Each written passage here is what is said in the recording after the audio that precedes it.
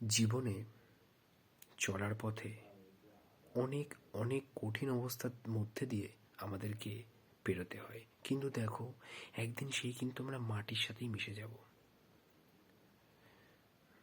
কিন্তু তাও আমাদের মধ্যে অনেকের মধ্যে অহংকার, রাগ বিরাটভাবে বর্তমান থাকে। আদতে এগুলোর কোনোই মূল্য নেই। একদিন সবকিছুই সেই মাটিতেই পরিণত হবে। আমি আজকে আমার খুব কাছের মানুষটার সাথে একটু ভুল বুঝিতে তার সাথে কিছু মিসবিহেভ করেছি। তো আমি এখন পরে বুঝতে পারলাম যে এগুলো করার কোনো মানেই নেই। তো সরি, আমি জানি না তুমি আমাকে ক্ষমা করবে কিনা। So sorry.